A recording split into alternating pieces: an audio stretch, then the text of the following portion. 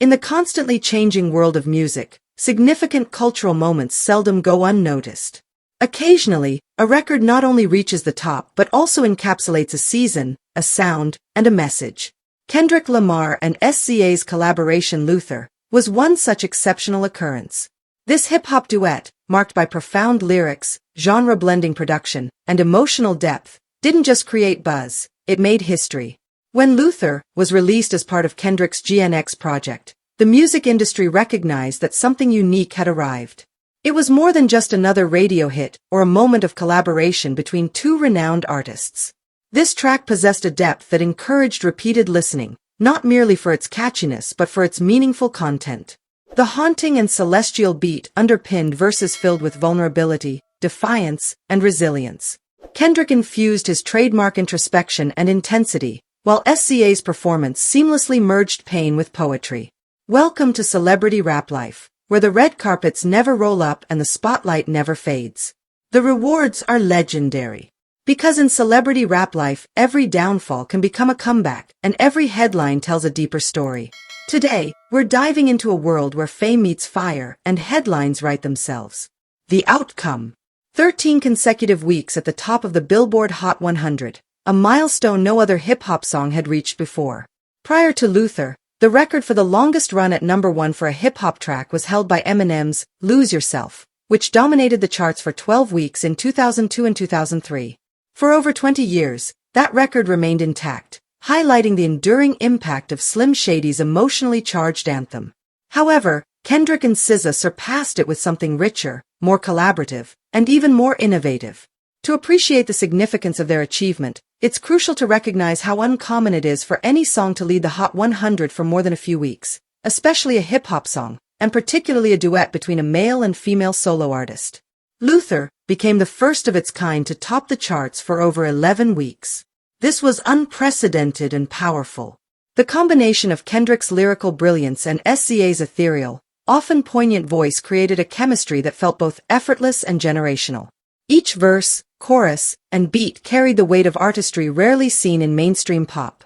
Yet, as history demonstrates, even the most iconic runs eventually come to an end.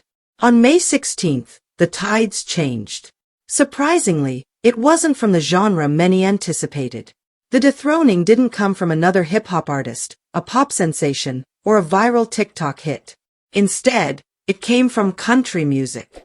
Morgan Wallen, the controversial yet undeniably successful country superstar, released his latest album I'm the Problem, a massive 37-track project that sent shockwaves through every chart and playlist. Among its tracks was a collaboration with Canadian pop star Tate McRae titled What I Want, a crossover single that quickly surged to the #1 position on the Hot 100, ending Luther's reign. It was more than just a shift in the charts, it was a major upheaval. Wallen didn't merely claim the top position, he burst onto the scene with force.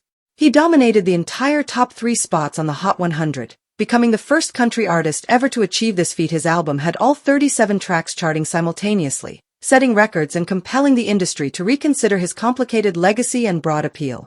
Kendrick Lamar and SZA, despite their historic achievements, saw their chart-topping work drop to #5, a reminder of the music industry's unpredictability and often harsh nature. However, this decline wasn't a failure, it was a matter of perspective. In an industry where most songs rise and fade within weeks, maintaining the top position for 13 consecutive weeks is like winning a marathon with a final sprint. Losing the #1 spot didn't lessen what Luther achieved. Rather, it underscored how exceptional and significant its reign had been. For Kendrick Lamar, though, May brought more than one disappointment. Just a night before the chart changes, the 51st American Music Awards were held, another arena where cultural influence is recognized, celebrated, and frequently debated. Kendrick arrived with 6 nominations: Artist of the Year, Album of the Year, Song of the Year, Favorite Hip-Hop Artist, Favorite Hip-Hop Album, and Favorite Hip-Hop Song. It was anticipated to be a night of affirmation for the Compton rapper. Following a landmark year highlighted by the GNX Tour, a historic chart performance, and some of the most discussed live shows of the decade, many expected the awards to reflect his dominance. However, reality had other ideas. By the end of the night, Kendrick had secured only one award, Favorite Hip-Hop Song for Not Like Us, a track that had generated significant buzz and discussions in the music world. While that win was significant, it starkly contrasted with the expectations. He was overlooked in 5 of the 6 categories, with Billie Eilish taking home Artist of the Year, Album of the Year, and Song of the Year. In the hip-hop categories, the surprise came from an unexpected contender, Eminem, who won both Favorite Hip-Hop Artist and Favorite Hip-Hop Album, surpassing Kendrick and reigniting discussions about legacy, fan loyalty, and generational biases. It was a humbling evening for Kendrick Lamar, not due to a lack of recognition, but because the accolades didn't reflect his impact. This often highlights the paradox of artistry. What resonates with culture doesn't always align with award wins. However, this temporary dip in recognition shouldn't be seen as a sign of decline. If anything, it reveals the complexity of Kendrick's journey. He has always embraced disruption, building his career on redefining expectations and breaking molds, from Good Kid, Mad City, to Pimp a Butterfly. From Damn to Mr. Morale and the Big Steppers, Kendrick has consistently defied industry norms, rewriting the rules instead. Luther is another entry in this evolving narrative, demonstrating that hip-hop can be both poetic and commercially successful. It showcases the strength of vulnerability and proves that critical acclaim and commercial success can coexist. Kendrick and SZA illustrated that a duet can be both cinematic and chart-topping while remaining authentic to their artistry. Despite experiencing a drop in chart rankings and being overlooked at award shows, Kendrick's influence continues to resonate. Take the GNX Tour, for instance, a genre-blending event that merged concert and performance art. Each night, Lamar offered not just music, but compelling narratives, intertwining visuals, stage design, and genuine emotion.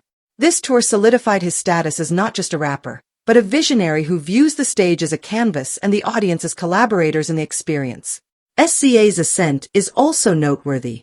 Her role in Luther was more than just a feature. It was a reclamation of space in a male-dominated genre. SZA's voice not only complemented Kendrick's but also challenged and enhanced it. Her fusion of neo-soul, R&B, and personal lyricism has set a standard for vulnerability in music that emerging artists are beginning to emulate.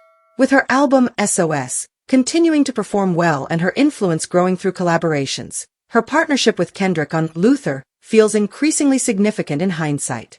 Moreover, Luther holds substantial meaning for its listeners. Spending 13 weeks at #1 was no coincidence. It was the result of deep emotion, perfect timing, and genuine connection. A song doesn't maintain its position at the top unless it resonates with something greater.